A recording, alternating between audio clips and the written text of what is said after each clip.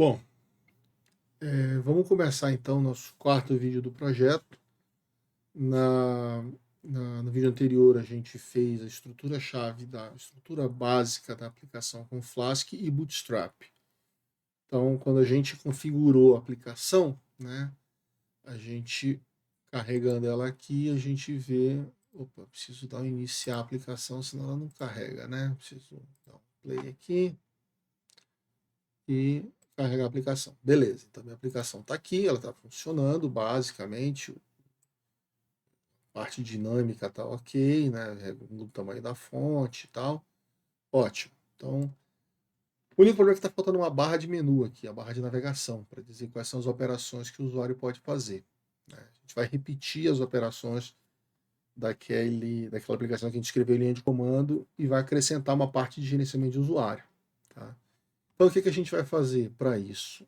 Aqui no template, no layout, antes de eu colocar o que é a página em que eu estou, bem aqui, antes, eu vou acrescentar uma chamada para uma macro que eu vou ter que criar para renderizar esse menu. Tá? Por que eu não vou colocar aqui dentro? Porque ela vai ficar mais ou menos grande, porque ela tem que ver se o usuário está logado, se o usuário não está logado, se ele é administrador, se não é administrador, para poder saber o que coloca aí. Então, aqui eu vou simplesmente colocar uma chamada para uma macro chamada barra de navegação. Vou chamar essa barra. Essa barra não existe, essa macro não existe, eu vou ter que criar essa macro. Então eu vou aqui no diretório de templates, eu vou criar uma nova pasta, vou chamar de úteis, tá? E dentro dessa úteis eu vou criar um arquivo que eu vou chamar de menus.jinja2. Tá? Adiciono ela aqui. Beleza. Então aqui dentro eu vou ter que definir uma macro, que é esse nome aqui, ó, barra navegação. Macro barra navegação. Não preciso passar nada para ela, tá? Não preciso passar nenhum argumento, então não tenho problema de nada aí. O que eu preciso agora é fechar a macro, tá? E aqui do meu layout, essa macro eu tenho que importar. Então, from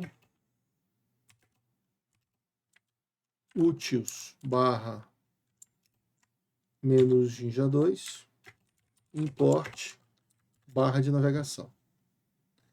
E aí, vem uma coisa importante. Quando a gente importa uma macro, ela não vai para ela o contexto onde a aplicação está rodando. Tá? Saber qual é a aplicação, qual é o usuário que está logado, nada disso. Então eu vou precisar passar para ela o contexto. Vou ter que dizer para ela que ela precisa importar o contexto. Tá? Mas a gente vai fazer depois, quando a gente precisar desse contexto lá.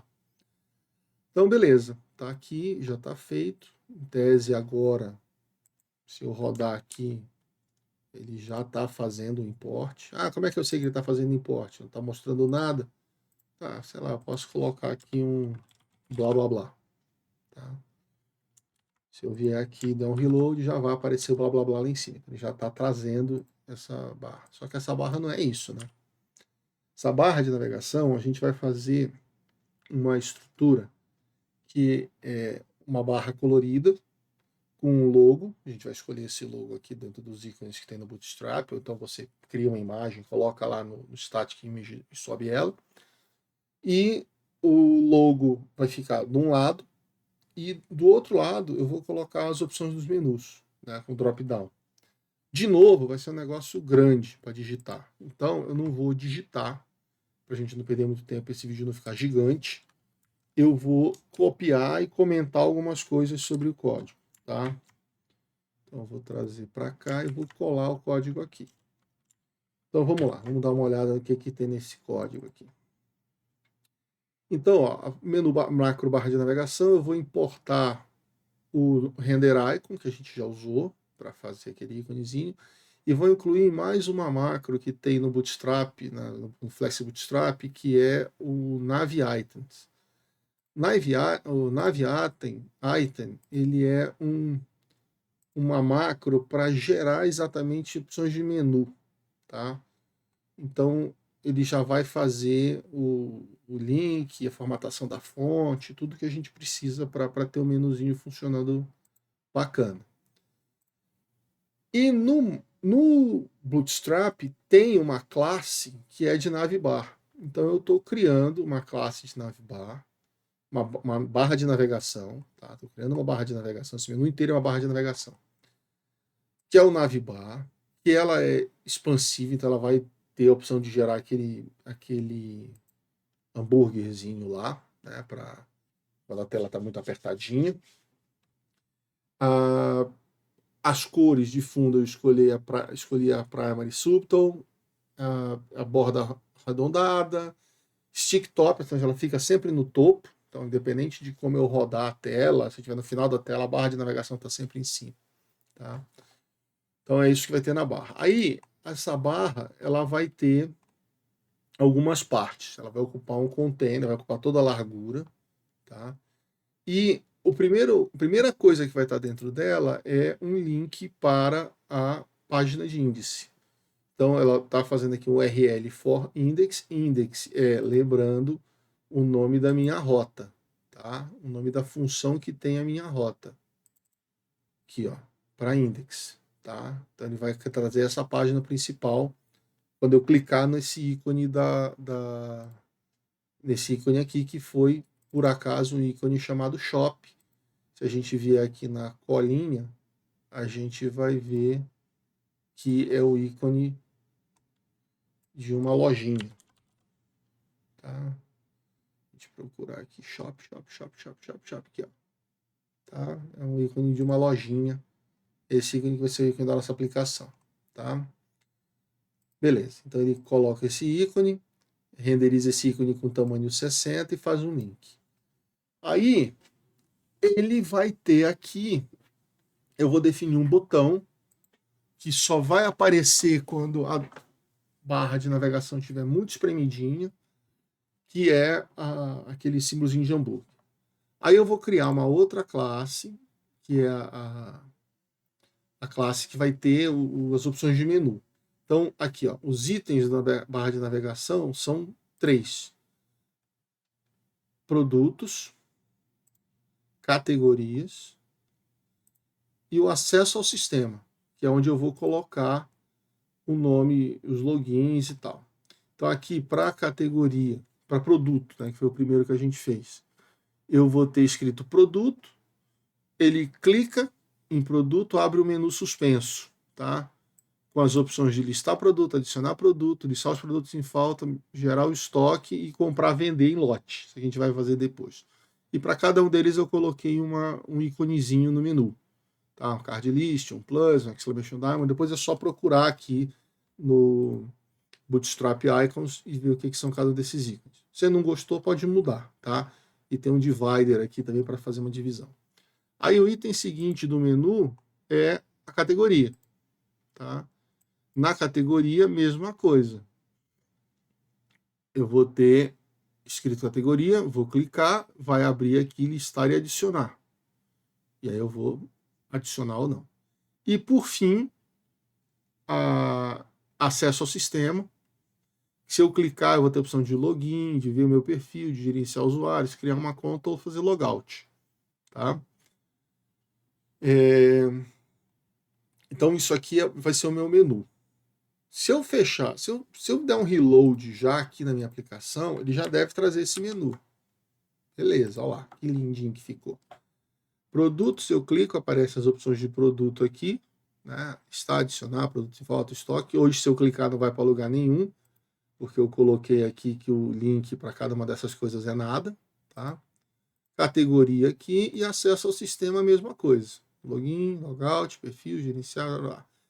Se o usuário é um usuário normal, eu não vou ter a opção de adicionar produto. Eu vou ter a opção de com produto em estoque, comprar e vender. Categoria não vou ter como adicionar, só como listar. E se o usuário está logado, não faz sentido aparecer login. Então, depois, quando a gente for implementar as funcionalidades, a gente vai fazer essa barra de menu ser dinâmica. Tá? Ela vai mudar em função do perfil do usuário que está logado. Se o usuário tiver um jeito, ele faz uma coisa, se tiver, faz outra. Tá? Então, como eu falei, ó, a barra de menu ela está travada lá em cima. Nossa tela pode girar aqui e a barra de menu vai estar sempre visível para o usuário fazer alguma coisa. Se eu estiver aqui no final e clicar para voltar, eu volto para o início da página.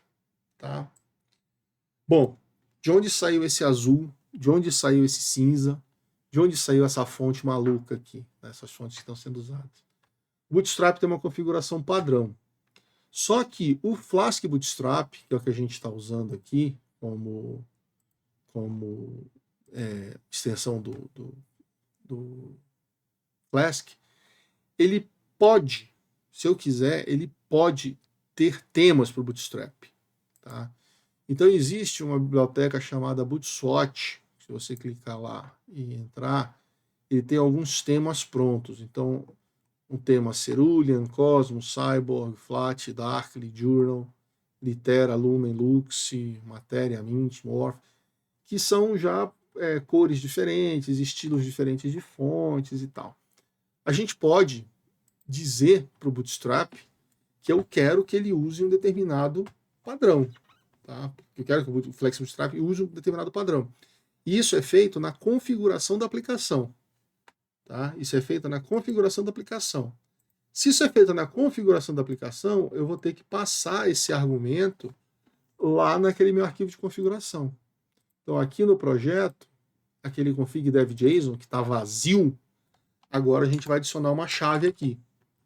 A gente vai adicionar uma chave que é bootstrap bootswatch theme. Essa é a chave. E eu vou passar o nome do tema que eu quero. Tá?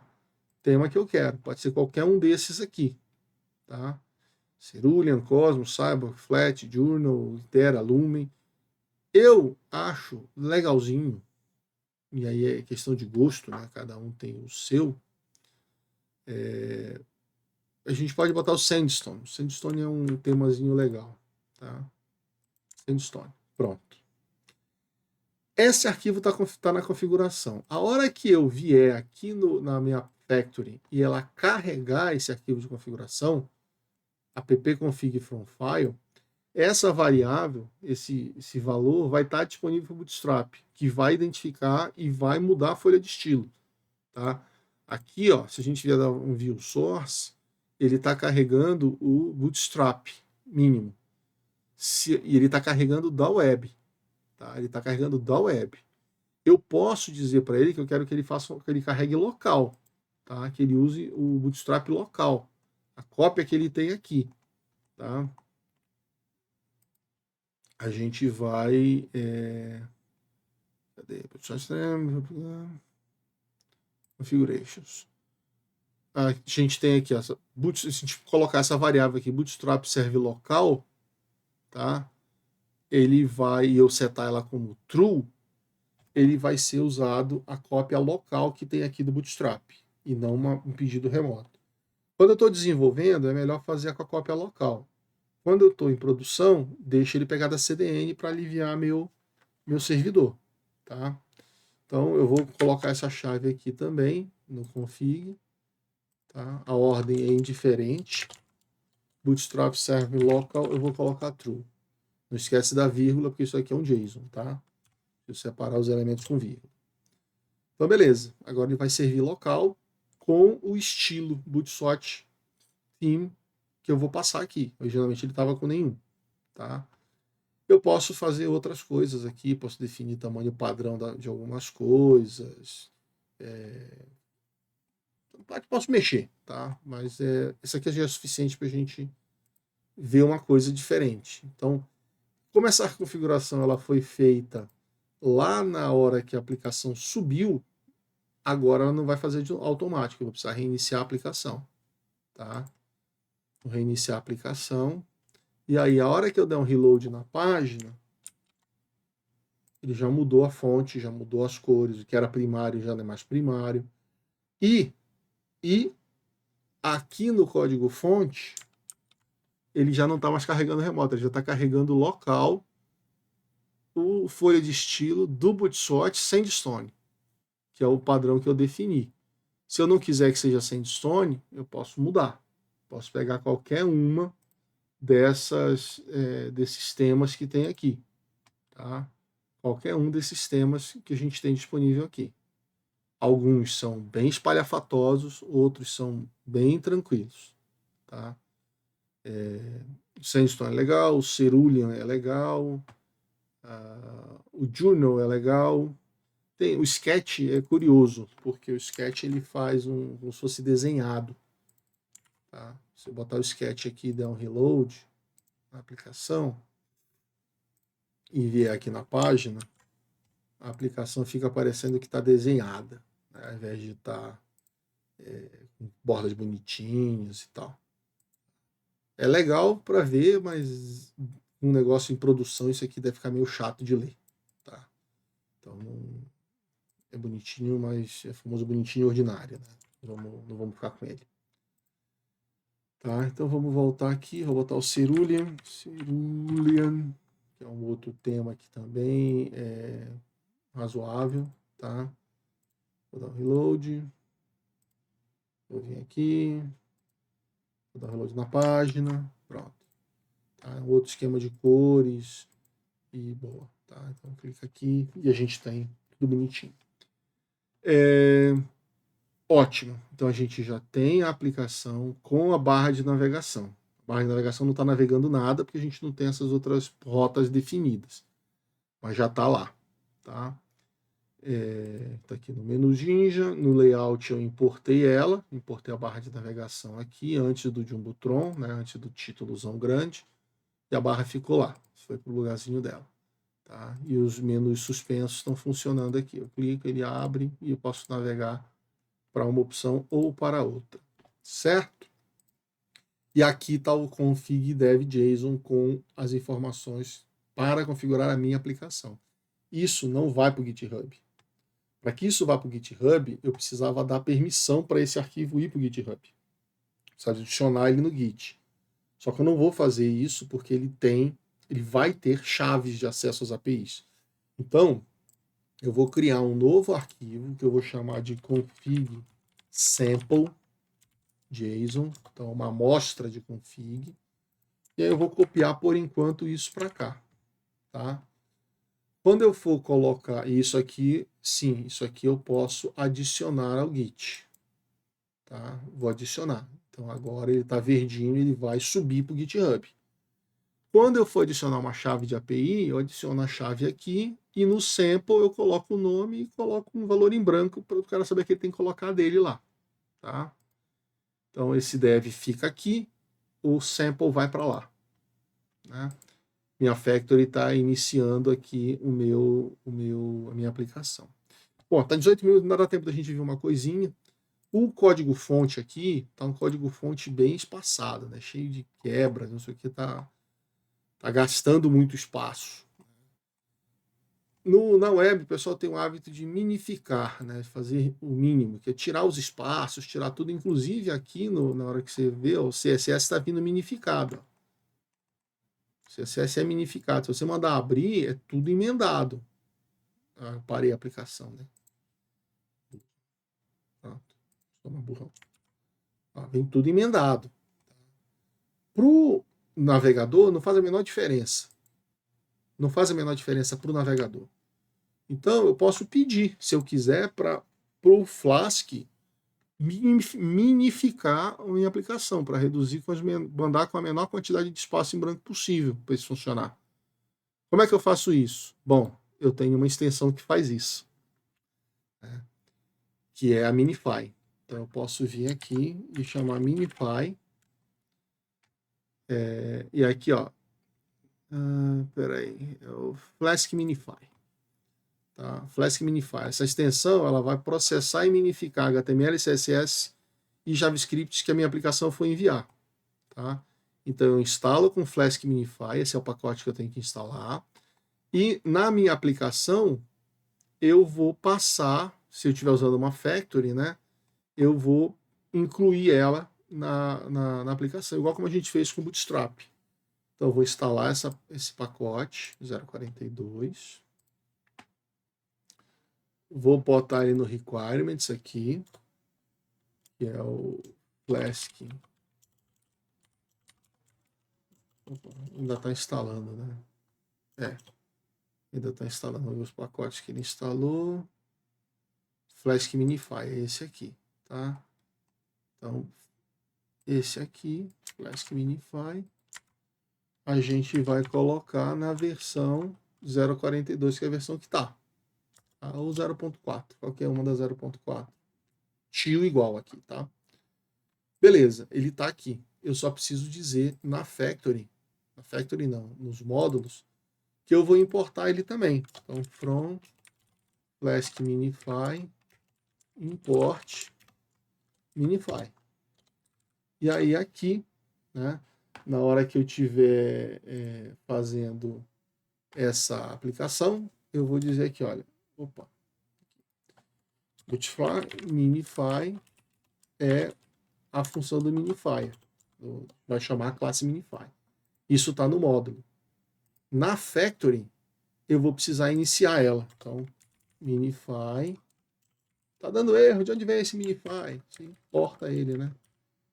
Importa o Minify lá do módulos. Vem aqui, minify.init.app, essa app. Pronto. Esse é o mínimo para minha aplicação ficar minificada, tá? Para gerar a saída minificada.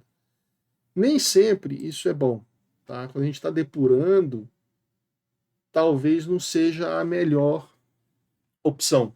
Então seria bom que eu minificasse se eu quisesse. E aí, como eu faço isso? Eu posso botar como um parâmetro aqui na minha aplicação também. Eu posso dizer aqui, olha, minify, eu vou botar false, ou vou botar true. Eu quero que ele minifique, tá? Aí eu venho aqui na minha aplicação, na minha factory, e antes de ver isso aqui, eu vou fazer o seguinte. Eu vou ver se na aplicação, no config da aplicação, tem uma chave chamada minify. Ele vem como dicionário Python. Se essa chave não existir, eu vou dizer que não quero que minifique. Tá? Então, eu vou ver isso aqui. Se eu for minificar, se vier o valor do minificar, vai vir true ou false, que é o valor que eu estou colocando aqui, true ou false. Aqui é em minúscula porque é JSON. Aqui é maiúscula porque é Python. A hora que eu faço a carga aqui com esse load do JSON, ele converte o minúsculo para o maiúsculo aqui, tá? Então, se eu tiver uma chave minificada, se eu tiver a chave lá, eu vou ver o que é que é. Então, se essa aplicação estiver, se essa chave, né? Fica melhor a gente fazer assim, ó. Vou pegar isso aqui e vou fazer o seguinte: minificar, e aí eu vou trazer. Vai ser ou o valor que está lá, se não tiver valor nenhum, é false. Se tiver false, é false. Se não tiver nada, ele vai assumir que é false. E aí só se minificar, o verdadeiro ou falso, o verdadeiro, né? Eu inicio a minificação da aplicação. Toda saída vai ser minificada, tá? Então, fecho para, config deve estar aqui, está com o minificado ligado agora. Então eu posso vir na aplicação aqui e rodar. Então ele trouxe a aplicação, registrou as extensões, carregando a configuração, beleza. Se eu mandar dar um reload agora aqui, no fonte, já minificou, já emendou tudo aqui, ó. Tá um atrás do outro. A página não muda nada, porque para o navegador não faz diferença, tá?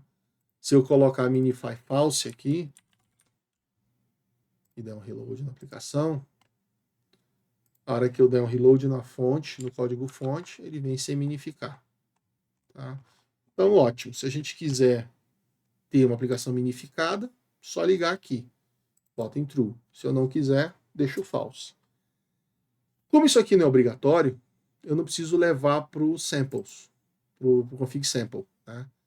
Depois a gente bota na documentação da aplicação que aceita essa chave também. Tá? Mas aqui no dev eu vou deixar como false.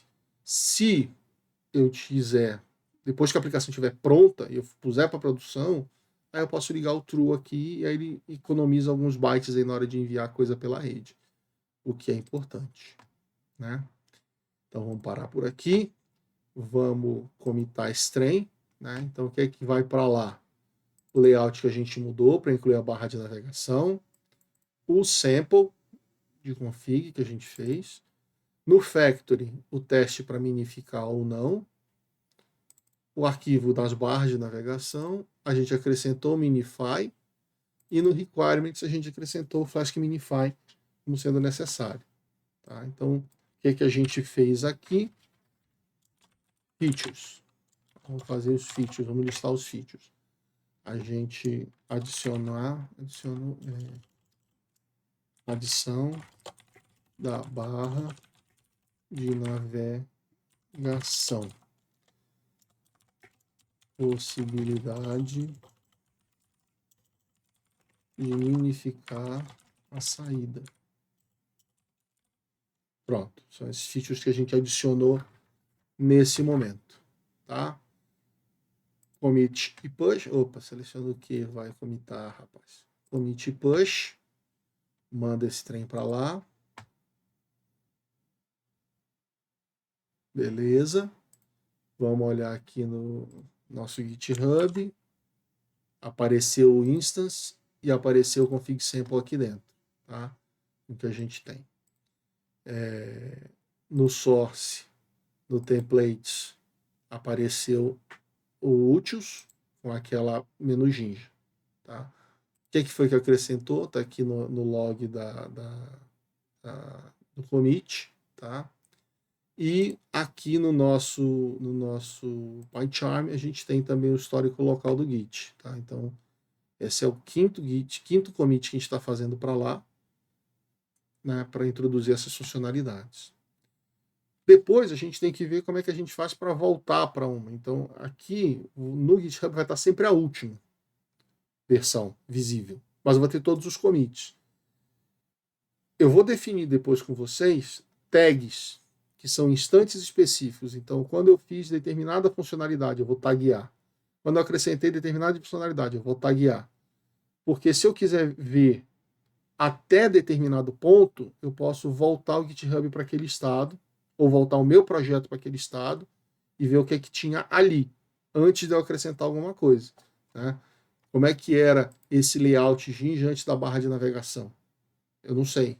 Né? Eu teria que ver o momento em que eu acrescentei a barra de navegação e ver o estado anterior. Para eu descobrir que eu acrescentei a linha 15 e acrescentei a linha 2. Tá? Tudo bem? Então a gente para por aqui esse vídeo.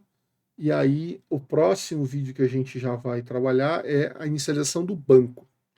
A gente vai criar o modelo.